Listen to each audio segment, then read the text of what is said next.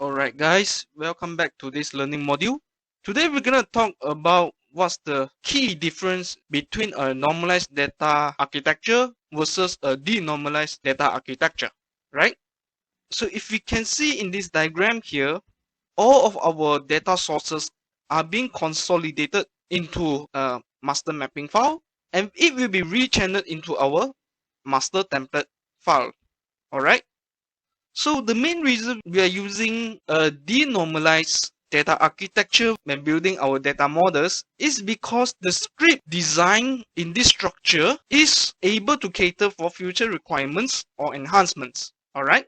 There is a specific generic rules on how to begin with our script. Alright? And this kind of data structure is not heavily relying on the script. Alright? Once everything is set up properly, it basically enables us to fill up Excel template, and then all the required information will be extracted into Qlik for transformation. Alright? Of the main reason why we are applying a denormalized data structure is to minimize our script maintenance. Alright? So whenever new requirements come in, we do not need to modify our scripts. Alright? So how does this work actually? Let's take a look all the details here one by one. Alright? Now, a denormalized data structure is designed to cater for future requirements. As we can see here, there is two Excel files being utilized. Alright? One is our master mapping file. The other one is a master template file. Alright? So all of our mapping files will be consolidated under a file called as the master mapping file. Alright?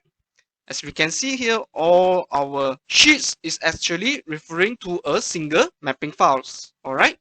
Now once we have consolidated all our mapping file into one, we are going to bring it over to our master template file.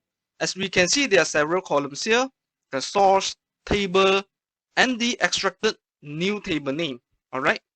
So the source is the file where does the mapping file coming from. Alright? So right now it's all been consolidated into one, which is called as the master mapping Excel file. Alright? Next is the table column, which is actually to store all the sheets that we are using as our mapping table. Alright? And the third column here is pretty straightforward, to store all our extracted table into a renamed new table in QVD format. Alright?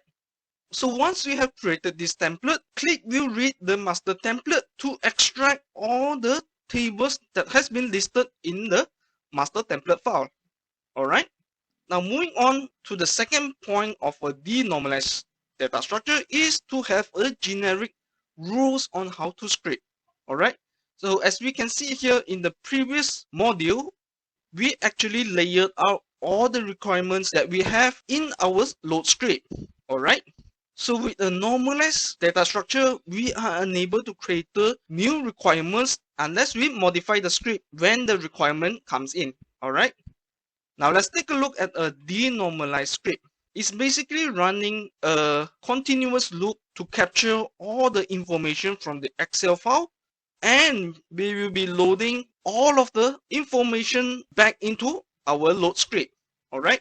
So as we can see here, we are using variable to replicate all the values that has been stored in our Excel file. Alright? So this will actually help us to reduce the scripting based on requirements, right?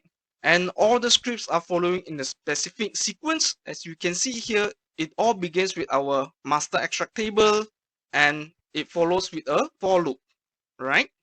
And with this kind of script here, it enables us to easily transfer all the script here into new ETL layers. Alright, for example, there is a new dashboard, and we can easily transfer all the script here back into the new environments. Alright, now moving on to the third point here, we are not heavily dependent on our script anymore, because we are actually shifting all the efforts from a BI developer back to our business analyst. So here is a very good example.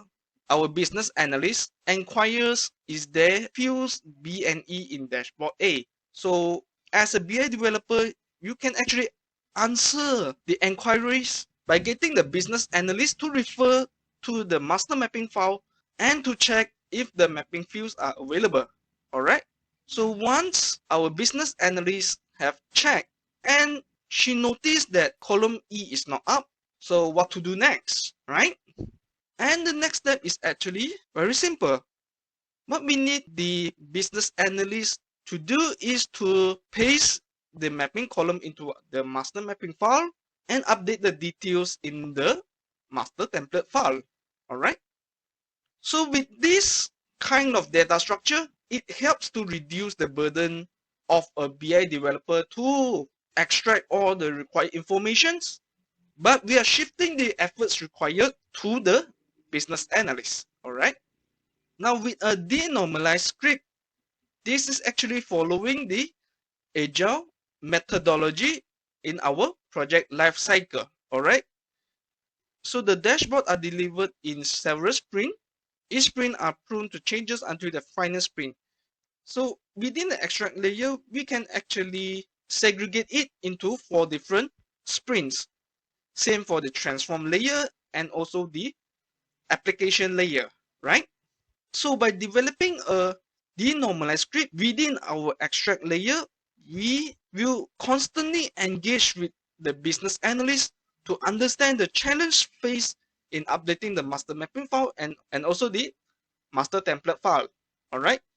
So this part of the extract portion will solely be reliable by our business analyst, while we can actually shift our focus more on the transformation layer, and we can also engage with our business analyst in the few sprints within the transform layer to seek for feedbacks on the transformation done in the script, right? Last but not least, the dashboard is delivered by phases. Each phases has multiple sprints to ensure dashboard is stable before going live. Alright. So comparing with the waterfall module, whenever there is new requirement coming in, we have to shift our gear back to the extract layer and start reworking on all the stages here, right? So by using an agile methodology, we can see there's 4 sprints here, which is to enable user to feedback whenever a sprint is complete, provide their feedbacks, and we will revisit it in the next sprint, right? But if it is a huge changes required, we will actually engage with the steering committee to seek for advice whether we should proceed with the requirement provided by the analyst, right? So, yeah, before we end the lesson for today, let me just have a quick recap on what are the differences between a normalized data pipelines versus a de-normalized data pipelines.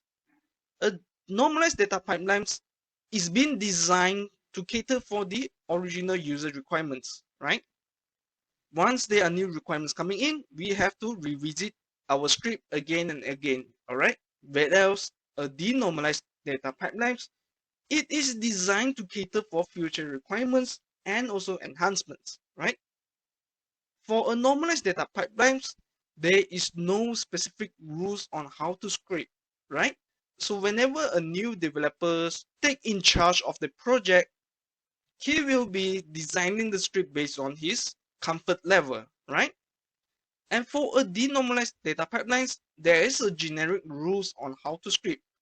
There is a certain protocol that needs to be followed in order to design the script, right?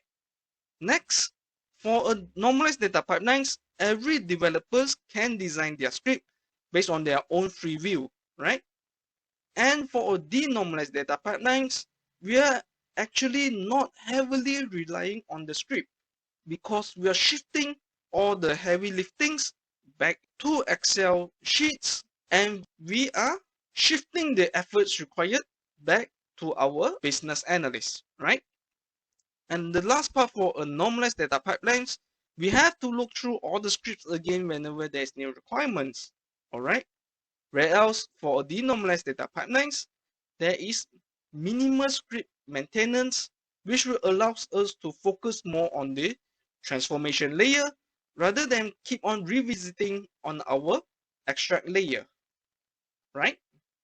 So yep, hope you get an idea on what's the major difference between these two data architecture here. All right. So yep, that's all for the lesson for today. Thanks for watching this video, and I can't wait to see you in the next module. Thanks and bye bye.